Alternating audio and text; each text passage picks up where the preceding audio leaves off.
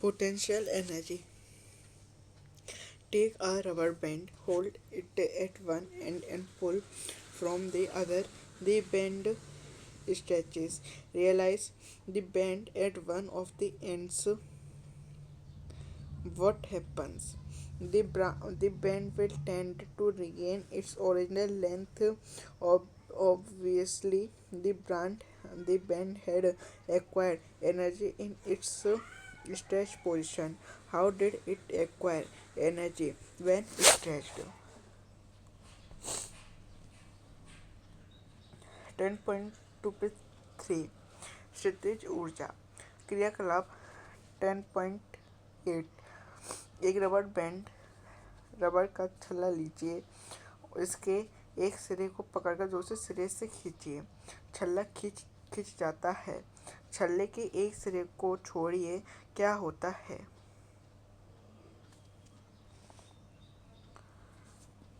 छल्ला अपनी प्रारंभिक लंबाई प्राप्त करने का प्रयत्न करेगा।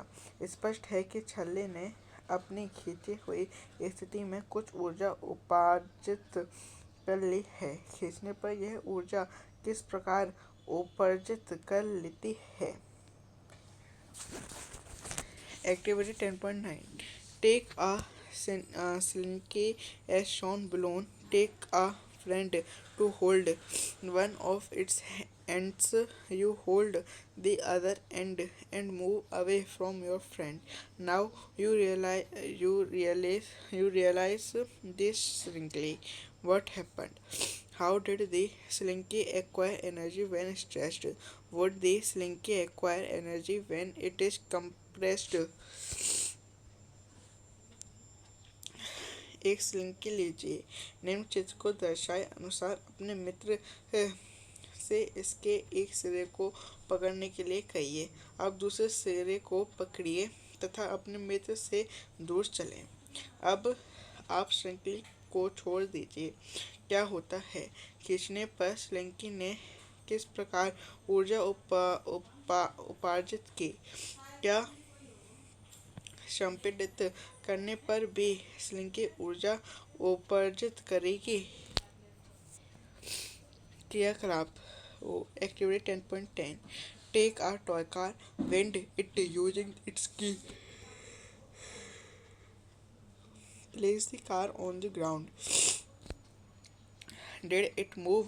From where did it acquire energy? Does the energy acquired depend on the number of windings? How can you test this?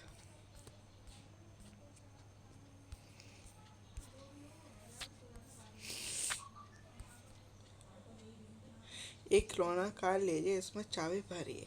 Car को जमीन पर रखिए। क्या ये चलती है? इसने ऊर्जा कहाँ से उपार्जित की? क्या उपार्जित ऊर्जा चाबी द्वारा भरे गए लपेटों की संख्या पर निर्भर है? आप इसकी जांच कैसे कर सकते हैं? Activity 10.11. Lift an object through a certain height. The object can now do work it begins to fall when released. This implies that it has acquired some energy. If raised to a greater height, it can do more work and hence possesses more energy. From where did it get the energy? Think and discuss.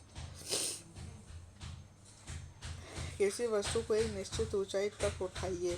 वस्तु अब कार्य कर सकती है। छोड़ने पर यह नीचे गिरने लगती है। इसका अर्थ है कि इसने कुछ ऊर्जा उपार्जित कर ली है। अधिक ऊर्जा उठाने पर यह अधिक कार्य कर सकती है और इस प्रकार इसमें अधिक ऊर्जा विद्यमान हो जाती है। इसे ऊर्जा कहाँ से प्राप्त होती है? सोचिए तथा विचार विमर्श कीजिए। In the above situation, the energy gets stored due to the work done on an object. The energy transferred to an object is stored as potential energy. If it is not used to cause a change in the velocity or speed of the object, you transfer energy. When you stretch a rubber band, the energy transferred to the band is its potential energy. You do work while bending the key of a toy car. The energy transferred to the spring inside is stored as potential energy. The potential energy possessed by the object is energy present in it by virtue of its position or configuration. उपरोक्त परिस्थितियों में वस्तु पर किए गए कार्य के कारण इसमें ऊर्जा संचित हो जाती है। कैसे वस्तु का स्थान स्थानांतरित की गई ऊर्जा इसमें स्थित ऊर्जा के रूप में संचित रहती है यदि ये वस्तु की चाल या वेग में परिवर्तन करने के लिए उपयोग में नहीं आती है। वस्तु कार्य करने के लिए स्थिति प्राप्त कर लेती है। जब आप किसी रबर बैंड को खींचते हैं तो आप कुछ ऊर्जा स्थानांतरित करते हैं। बैंड में स्थानांतरित की गई ऊर्जा इसमें स्थितिज ऊर्जा के रूप में संचित हो जाती है। किसी खिलौना कार से चाबी भरते समय आप कार्य करते हैं, इसके अंदर कमानी में स्थानांतरित जाती है। किसी वस्तु द्वारा इसकी परिस्थिति अथवा विन्यास में परिवर्तन के कारण प्राप्त ऊर्जा को स्थितिज ऊर्जा कहते हैं। Take a bamboo stick and make a bow as shown in figure 10.6. Place an arrow made of a light stick on it with one end supported by the stretch string. Now stretch the string and realize the arrow. Notice the arrow flying off the bow. Notice the change in the shape of bow. The potential energy stored in the bow due to the change of shape is thus used in the form of kinetic energy in throwing the arrow.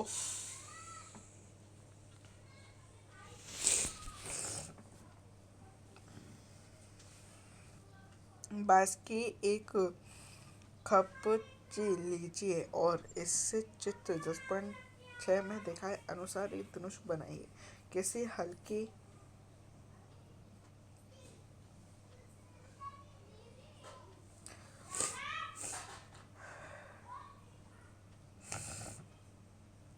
डंडी का एक तीर बनाइए। तीर का सिरा धनुष के तनित डोरी पर रखिए। अब डोरी को खींचिए और तीर को मुक्त कीजिए। तीर को धनुष से दूर जाते हुए देखिए। धनुष की आकृति में परिवर्तन पर ध्यान दीजिए। धनुष की आकृति में परिवर्तन के कारण उसमें संचित क्षितिज ऊर्जा तीर को गतिज ऊर्जा प्रदान करती है, जिससे तीर गतिशील होकर दूर जा गिरता है।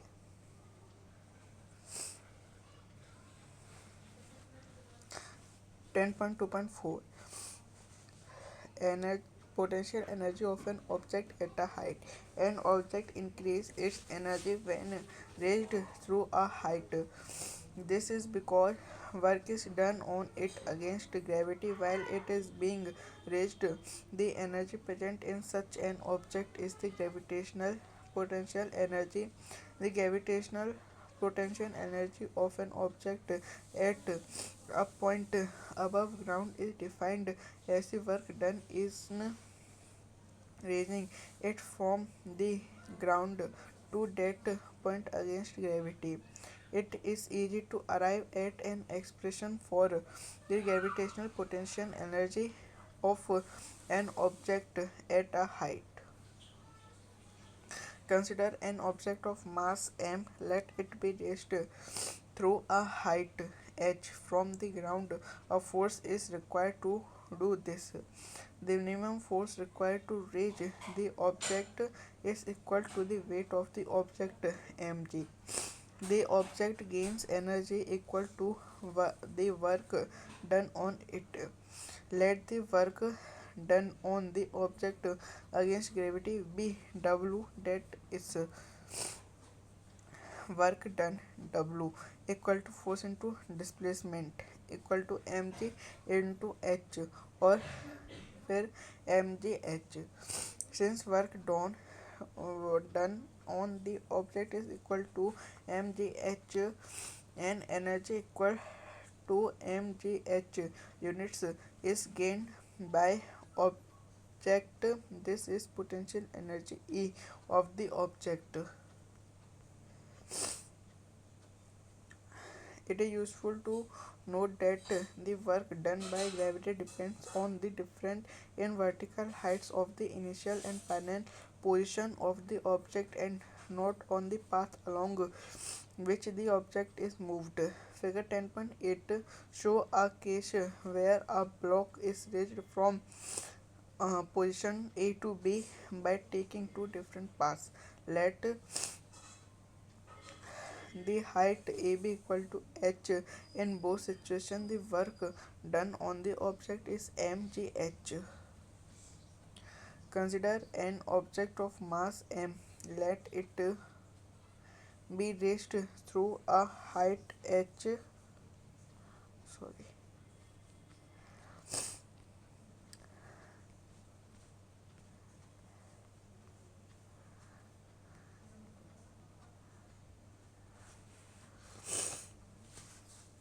किसी ऊंचाई पर वस्तु की स्थितिज ऊर्जा वस्तु को किसी ऊंचाई तक उठाने में उसकी ऊर्जा में वृद्धि होती है. इसका कारण है कि इसको ऊपर उठाने में इस पर गुरुत्व बल के विरुद्ध कार्य किया जाता है. इस प्रकार की वस्तु में विद्यमान ऊर्जा उसकी गुरुत्वीय स्थिति ऊर्जा है. भूमि से ऊपर किसी बिंदु पर किसी वस्तु की गुरुत्वीय स्थितिज ऊर्जा को वस्तु को भूमि से उस बिंदु तक उठाने में गुरुत्वीय बल के विरुद्ध किए गए कार्य द्वारा परिभाषित करते हैं. किसी ऊंचाई पर किसी वस्तु के गुरुत्वीय स्थितिज ऊर्जा के व्यंजक को ज्ञात करना सरल है. एक m द्रव्यमान की वस्तु के बारे में विचार कीजिए. मान लीजिए इसे धरती से h ऊंचाई तक ऊपर उठाया जाता है. ऐसा करने के लिए एक बल की आवश्यकता है.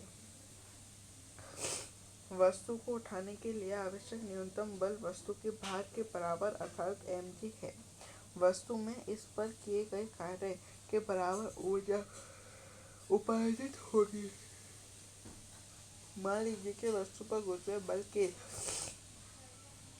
विरुद्ध किया गया कार्य W है. तब किया गया कार्य W बल गुना विस्थापन के बराबर है. फिर mg इक्वल टू h के बराबर n फिर mgh के बराबर.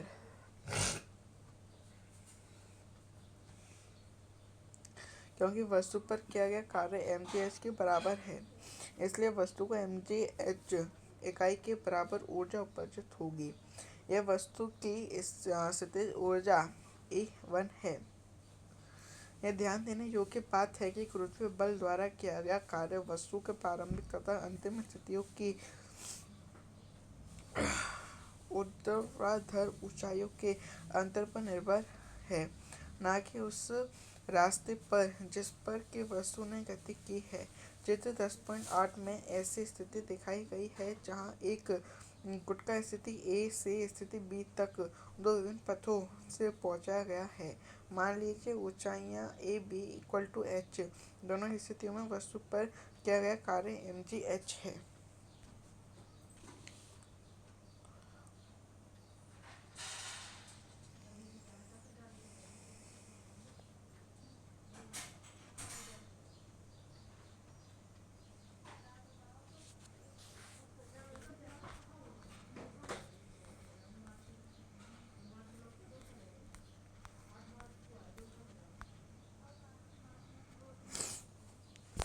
Are various energy forms interconvertible? Can we convert energy from one form to another?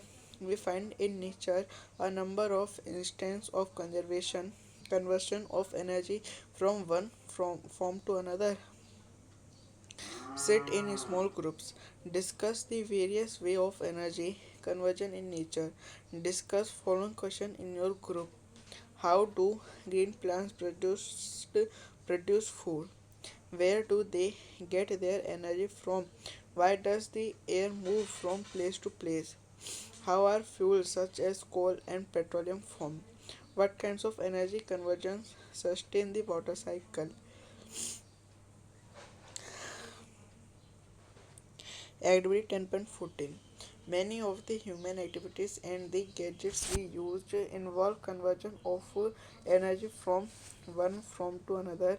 Make a list of such activities and gadgets. Energy in each activity gadget take the kind of energy conversion that takes place.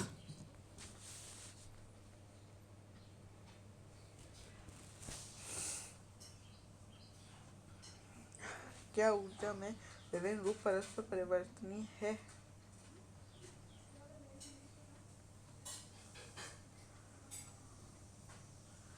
क्या हम ऊर्जा का एक रूप से दूसरे रूप में रूपांतरण कर सकते हैं?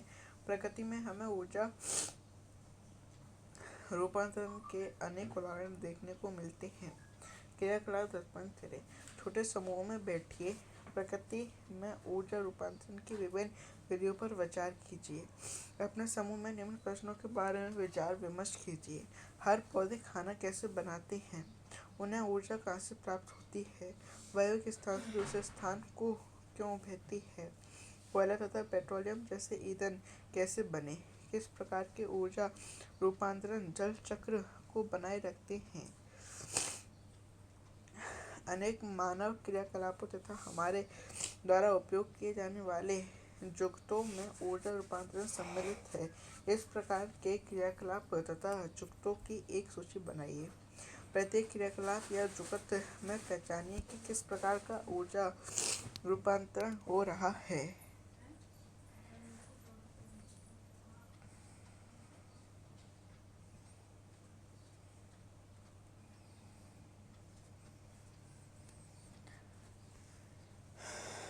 Law of conservation of energy. In activities 10.13 and 10.14, we learned that the form of energy can be changed from one form to another. What happens to the total energy of a system during or after the process? Whenever energy gets transformed, the total energy remains unchanged. This is the law of conservation of energy. According to this law, energy can only be converted from one form to another. It can neither be created or destroyed, or the total energy before and after the transformation remains the same. The law of conservation of energy is valid in all situations and for all kinds of transformation. Consider a simple example. Let an object of mass m be made of a fall freely from a height h. At the start, the potential energy is mg. H kinetic energy is 0. Why is the kinetic energy 0? It is 0 because its velocity is 0. The total energy of the object is thus mgh. As it falls, its potential energy will change into kinetic energy. If v is the velocity of the object at a given instant, the kinetic energy would be half mv square. As the fall of the object continues, the potential energy would decrease while the kinetic energy would increase when the object is about to reach the ground. H equal to 0 and v will be highest. Therefore, the kinetic energy would be the largest and potential energy the least. However, the sum of potential energy and kinetic energy of the object would be same at all points. That is, potential energy plus kinetic energy equal to constant.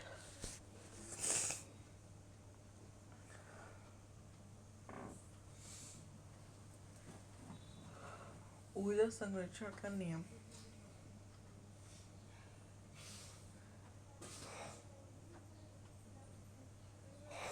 क्रियाकलाप 10.13 तथा 10.14 में हमने सीखा कि ऊर्जा एक रूप से दूसरे रूप में परिवर्तित हो सकती है। इस प्रक्रिया में निकाय की कुल ऊर्जा का क्या हुआ? ऊर्जा रूपांतरण की अवस्था में निकाय की कुल ऊर्जा अपरिवर्तित रहती है। यह ऊर्जा संरक्षण के नियमानुसार है। इस नियम के अनुसार ऊर्जा केवल एक रूप से दूसरे रूप में रूपांतरित हो सकती है। ना तो इसकी उत्पत्ति की जा सकती है और न ही विनाश। रूपांतरण के पहले व रूपांतरण के पश्चात कुल ऊर्जा सदैव अचर रहती है। ऊर्जा संरक्षण का नियम प्रत्येक स्थिति तथा सभी प्रकार के रूपांतरों में मान्य है।